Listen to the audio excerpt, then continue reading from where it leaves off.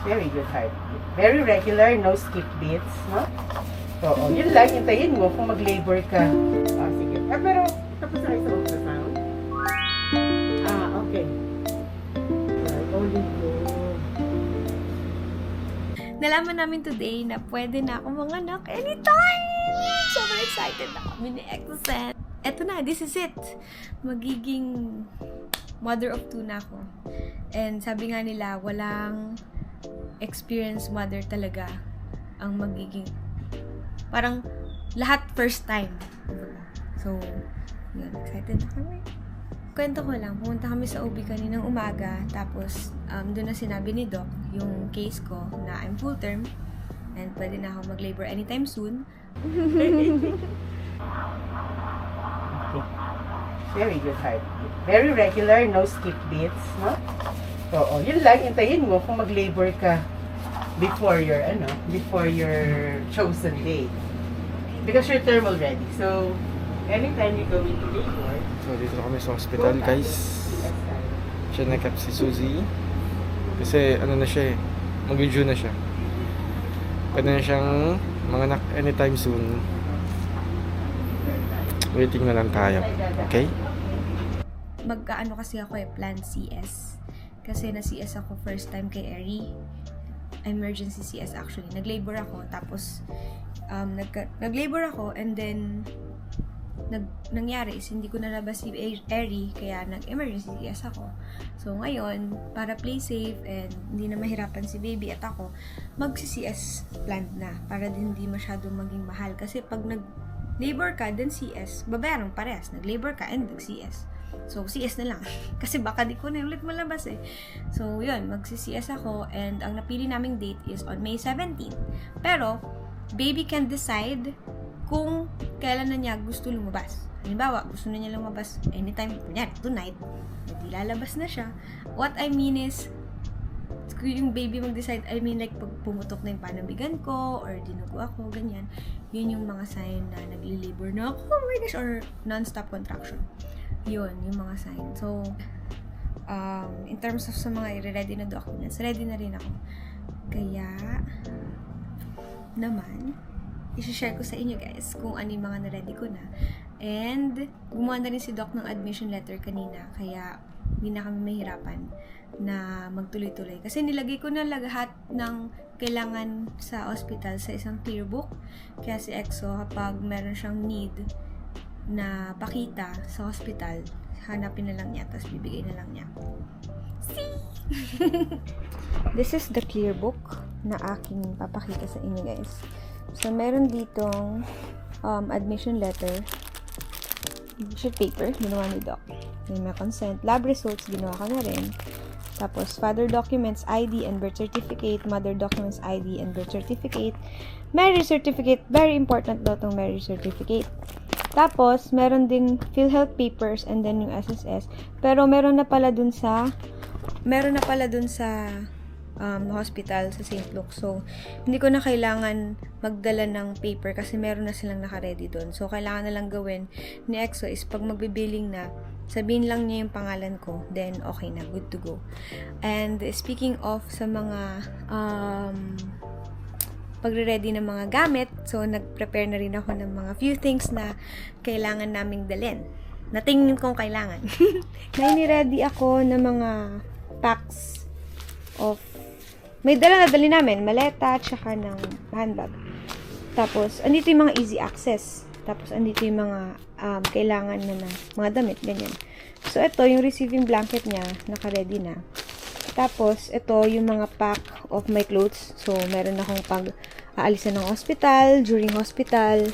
Tapos, meron na rin akong, yan, mga during hospital. Nandun ako sa hospital. So, may mga pack ako ng mga damit. So, kapag si Exo, kailangan niya ng access sa damit ko, sabihin ko na lang sa kanya sa ang pack. Also, dinagyan ko rin siya ng damit niya. So, andito yung mga damit ko sa ilalim. Hindi na rin siya mahirapan. Tapos, for baby, meron akong packs of damit. Like, ito yung day 1, day 2. Tapos, ang laman nito is, wait lang, pakita ko sa inyo. Wait a minute!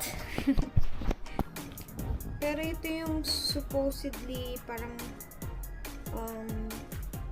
Swaddle. Yan, swaddle. Bumili ako sa Shopee. 100 pesos lang yan. Swaddle, tapos may mittens, tapos meron siyang socks, meron siyang hats, tapos meron siyang pajama, or shorts, tapos meron siyang big kiss. I'm not sure if gagamitin namin to, pero better to be safe than sorry. Tapos, meron siyang, of course, yung white niya na damit. Fun fact, mga gamit to ni Eri nung gamit itong puti, mga puti, gamit to ni Eri nung baby pa siya. Natabi ko pa. So, gagamitin siya ulit for baby Lexi. And, itong buong to, kay Eri pa to before. So, ito lang yung bago. Ito lang yung bago sa sa gamit. Yan. Yan, puro ganun. Meron akong 3 pack na ganito yung laman. So, I'm not sure kasi kung ilang araw kami. 3 to 4 daw eh. So, nagbaon ako ng extra. So, meron akong nakapack dito. All of these are extras.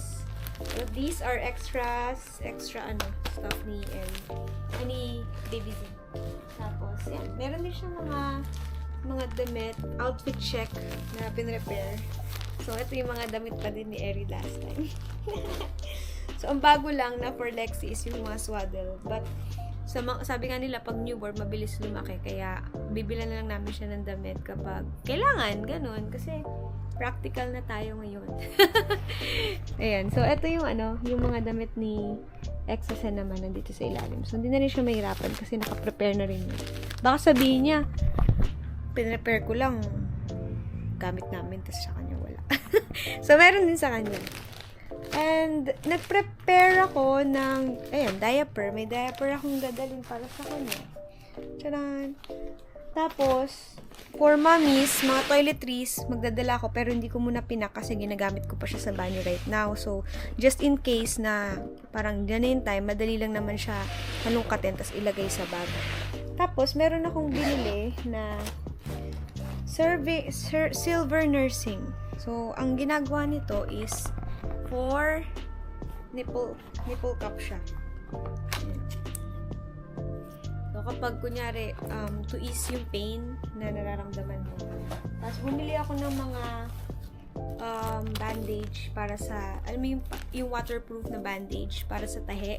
So, nakita ko lang din to sa Shopee. Tapos, nakita ko yung reviews. Sobrang gaganda ng reviews kasi nga, hindi na mabilis yung healing dahil nagaganto. Dahil nga, pag naliligo, hindi na babasa. So, syempre, pag kiklin mo yung sugat, iba rin yun. So, yun lang. And, of course, dadalhin ko yung breast pump ko. Ready ko na rin siya. So, wait lang. I'll show you.